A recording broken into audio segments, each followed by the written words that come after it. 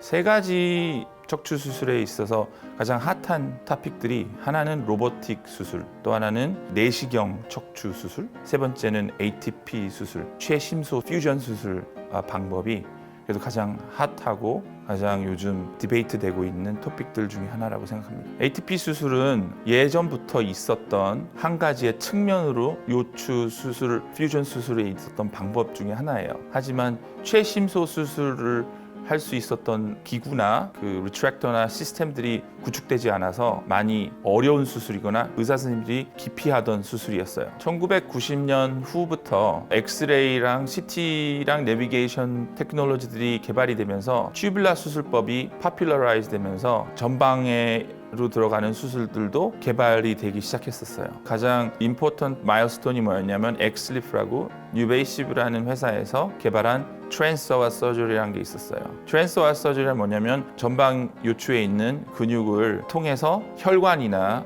다른 근육을 제거하지 않고 바로 디스크를 타겟팅을 해서 시술을 할 수 있는 수술법이 개발이 됐어요. 매우 성공적이었으나 어떤 환자들이나 어떤 애너토미컬 챌린지에서는 위험한 수술이었어요. 두 가지가 뭐냐면 이 소아스 근육의 안에 있는 그 럼버 플렉서스라는 신경들이 있는데 그거를 피해가기 위해서 뉴럴 모니터링이라는 기기가 필요했고 뉴럴 모니터링이 있어도 신경일 장애나 근육 장애가 환자들한테 많은 부담이 있었고 치명적인 그 결과도 있을 수 있었어요. 그걸 해결하기 위해서 근육을 째지 말고 피해가는 전방으로 비스듬하게 들어가는 수술법이 ATP이고 그게 한 지난 10년 동안 이제 개발돼서 회사들이 기구들을 개발하기 시작했고 L&K가 이번에 맞춤돼 있는 ATP 케이지를 세계 최초로 개발을 해서 출시를 하게 된 거고 거기에 이제 요즘 가장 선호하게 되는 확장 케이지라고 해서 익스펜더블 테크놀로지를 거기에 조합시킨 프로덕트가 이번에 나오게 된 거예요.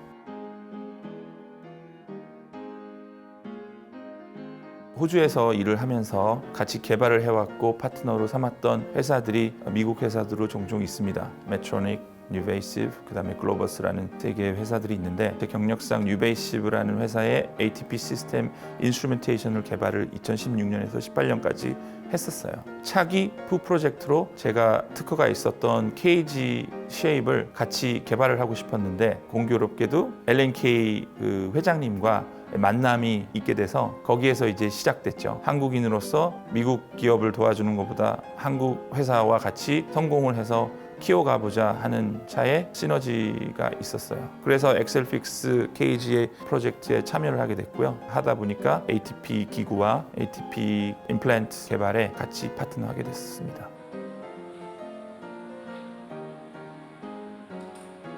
전체 세계 척추 임플란트 마켓을 본다 그러면 미국이나 미국에 있는 회사들이 가장 큰 플레이어들이에요. 탑5 회사들을 보면 모두 다 미국 회사들입니다. 그 이유는 미국 마켓이 워낙 크고 정확한 볼륨은 모르겠지만 50%의 레비뉴는 미국 한 나라에서 다 나온다고 보시면 돼요. 가장 중요한 거는 인구도 많지만 프라이싱이 아주 높다. 가장 밸류블한 마켓은 미국이기 때문에 미국 로컬 플레이어들이 개발을 많이 해놓은 거고 거기에 엄청난 지원과 투자가 많이 이루어지고 있어요. 특히 기술들이나 개발들이 로보틱 테크놀로지, 내시경 수술들이 개발이 되면서 어마어마한 투자가 이루어지고 있기 때문에 척추 질환이라는 거는 성인으로서 겪는 질병 중에 하나예요. 인간으로서 두 발로 걷는다는 거는 떼어낼 수 없는 병이에요. 그리고 인구가 많이 이제 노화되고 있잖아요. 그러면서 생기는 어쩔 수 없는 고질병이기 때문에 척추 마켓은 되게 브라이트하다고 보고요. 미국이나 다른 세계에 있는 회사들이 척추 마켓을 좋게 보고 있습니다. 하지만 두 가지 걱정되는 점이 있어요. 메디컬 프라이싱이 너무 걷잡을 수 없게 높아지고 있는 상황에서 미국에 있는 메디케어나 호주에 있는 메디케어나 한국에 있는 보험이나 일본도 마찬가지고 지출하는 비용이 너무 세지기 때문에 그걸 내리려고 하는 압박감이 하나 솔브해야 되는 문제이고요. 두 번째는 재수술이나 후유증이나 시술에 대한 두려움이나 이런 것들을 소화시켜 주면서 수술을 세이프가드 할 수 있는 테크놀로지들이 개발이 돼야 계속 여태까지 볼 수 있었던 성장률이나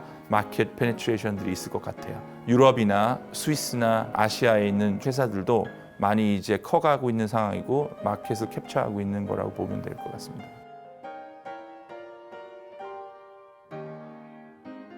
한국 척추 임플란트 마켓에 개발 중이시고 사업을 하시고 계신 회사들이 많아요. 퓨처는 되게 브라이트하다고 전 봐요. 큐렉소 같은 작은 규모의 로보틱 회사도 있고 LNK나 GS나 척추 임플란트 메이커들도 많이 있고요. 척추 의사 선생님들이 뛰어나신 분들이 많이 한국에 계시기 때문에 한국 회사들이 계속 발달할 거라고 보고요. 세계적으로도 한두 개 회사는 매우 성장할 거라고 보고 있습니다. 특히 내시경 수술이나 최심소 수술법들은 의사들의 연구와 노력이 되게 필요한데 열정적으로 있는 이 한국 선생님들 바탕으로 기대가 전 크다고 봅니다. 그래서 미래에는 탑10에 있는 회사들 중에 미국 회사가 아닌 유럽이나 아시아에서 있는 회사들도 있을 수 있을 것 같고요. 테크놀로지나 AI 많이 사람들이 생각하는 디지털 쪽으로 바뀌면서 많이 펜듈럼 스윙이 오면서 한국이나 유럽의 회사들의 경쟁력이 아주 셀 거라고 기대하고 있습니다. 한국계 의사로서 뿌듯하고요. 계속 이런 개발이나 관계를 유지하면서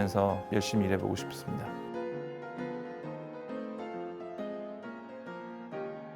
많이 듣는 질문이고요.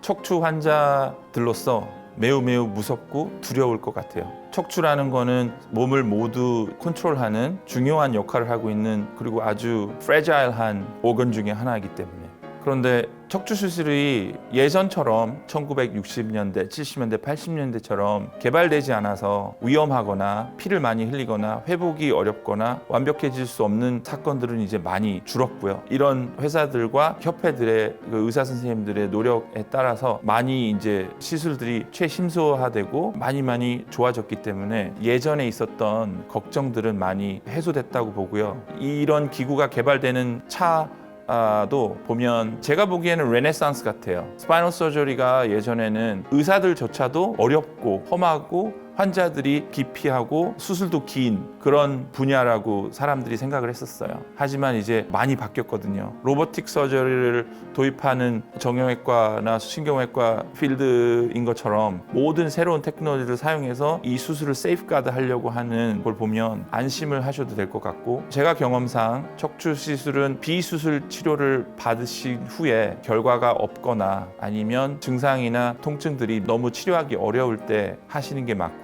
시술을 하시게 되면 세컨이나 third opinion 골고루 받아보신 다음에 좋은 선생님과 좋은 시술법을 통해서 받으시면 라이프 체인징한 결과를 받으실 수 있고 전혀 두려워하지 않으셔도 될 것 같습니다.